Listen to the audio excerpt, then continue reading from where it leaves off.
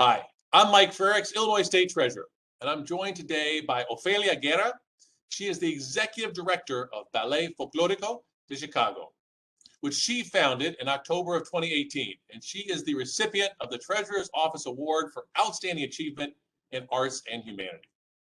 From the beginning, the goal of Ballet Folklorico de Chicago was to strive to teach as well as retain all parts of Mexican culture, including dance, language, as well as other traditions. Under Ofelia's leadership, Ballet Folklorico de Chicago has dedicated itself to volunteering and empowering community, all the while maintaining its commitment to getting more people involved in the arts. So, Ofelia, welcome. Why did you Muchas decide? gracias. De nada, gracias. Why did you decide to start the nonprofit organization, Ballet Folklorico de Chicago? Okay, so thank you, Treasurer Frericks, for having me and having everyone learn about the organization that I'm very passionate about, Ballet Folklorico de Chicago. I started the organization in 2018. It was a way and a place for my daughters, Olivia and Amelia, to learn more about their culture and every single aspect, as you mentioned, language, food, traditions, and of course, Mexican Ballet Folklorico dancing. The day we began operations, it was a cold and snowy day, even for January. And I wasn't even sure if my family or friends would even come support. I was hoping they would support because I always support their causes. But it actually turned out to be a good turnout. And I realized that there was definitely a huge need in our community for this type of organization on Chicago's North Side. Demand kept increasing, and a few months later, we built up an adult programming, and from there, we've just been on an upward trajectory. Well, you started an interesting time because within a couple of years, the coronavirus pandemic hit. And I know the pandemic has been a difficult time for many not-for-profit groups, but one that is focused on dance. How has Ballet Folklorico been able to weather those challenges? Well, the pandemic has paralyzed the performing arts industry in general. And for Ballet Folklorico, it was a major obstacle on the onset. We had our first annual celebration scheduled for March 21st, 2019, which had to be canceled a week before, which is when the pandemic started spreading, and we had to cancel everything. We had 700 members or confirmed attendees that we had to turn down. We had vendors, we had sponsors. It was going to be our biggest revenue generating vehicle for the year. And you know how important that is for a non-for-profit organization. So we had to, console students because they were disappointed that they had put in a lot of hard work practicing to perform in front of our community. And a year later, we were in the same boat because we're not able to have our annual celebration this year. So we're hoping that the third time's a charm and we'll be able to have it next year. Financially, I started researching all the grants that were available because I realized the pandemic had a macroeconomic impact, and I trickled down any of the grants that the organization received down to our members and offered free tuition for about 6 months or so, all while still paying the rent because the landlords don't forgive. And that's about 70% of our general operating expenses. We run on the slimmest of margins, but we feel such a satisfaction that we're able to get as many members of our community involved as possible. We also had to quickly pivot to Zoom and reinvent the way that our students participate in the organization. We had their attention, and everyone started suffering from Zoom fatigue after a while.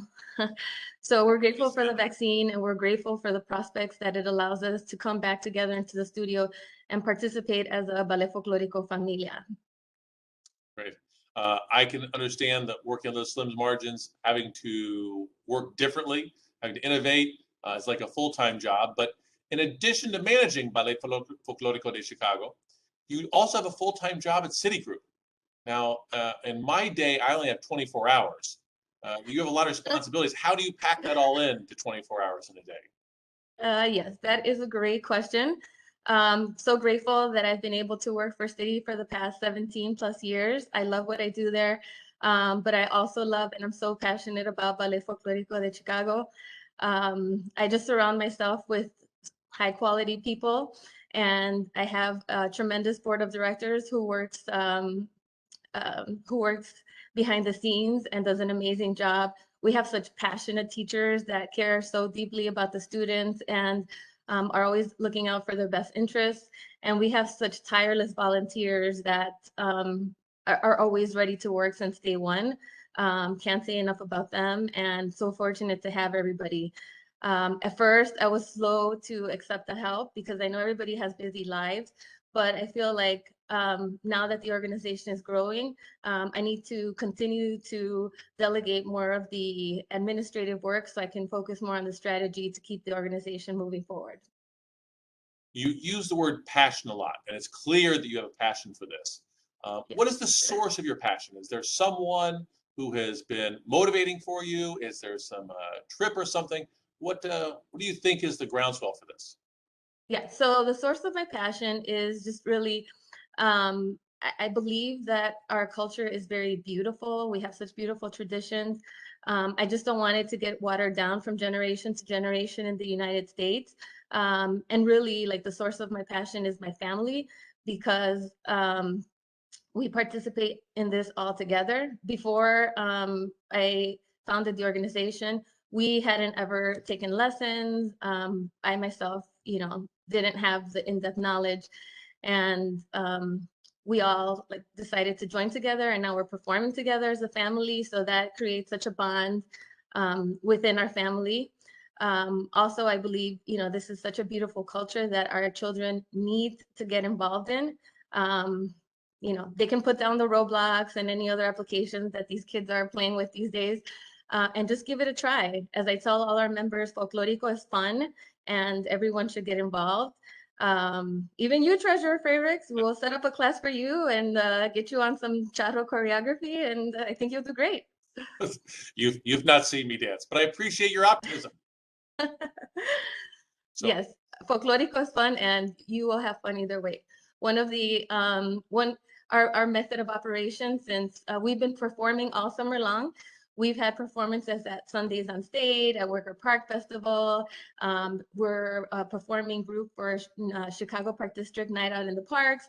And the ending to all our performances is we do a traditional dance, and we call out everybody from the audience to come together and dance with us, one of the easy traditional dances. So we also have, in our Mexican folkloric dance, we also have a lot of, so we have influences from European, African, and indigenous. And, we do traditional dances from all 32 states of Mexico, and even have German influences in the way we dance our polkas in the north of Mexico. Yeah. Well, that does sound like fun. I look forward to seeing you in person sometime soon. As we wrap up here, though, today, asking for your words of wisdom, things you'd like to share with individuals who might want to follow in your footsteps, people who want to be agents of change. Okay, so I would say that there's nothing permanent except for change. I think one of the key buzzwords as I go to conferences here and there is disrupt. So you need to be a disruptor. And I was thinking about this as I was thinking about my decision to found the organization. I'm a graduate of DePaul University in business, and I have an MBA. And people are asking, well, why would you want to start a Ballet Folklorico organization that you don't have, such great or in-depth knowledge of? And, I think that fuels the fire. And I think our organization doesn't really follow in the same mold as the traditional Ballet Folklorico organizations, or even just general dance organizations. But over the summer, our membership increased 50%. We had 100 students, and now we're up to 150, which is a good or decent size amount for a non-for-profit organization. And we did this all under 3 years. So I'm very proud of that work. And if I hadn't disrupted the norm, then we wouldn't have what we have right now, and a quality organization on the north side of Chicago that we hope is going to be around for the long term. So as an agent of change, I feel that people should not be afraid to ask questions. And I feel when the opportunity presents itself, they should pay it forward. Great. Well, it's wonderful advice about change, and it reminds me of one of my favorite quotes that I like to tell people.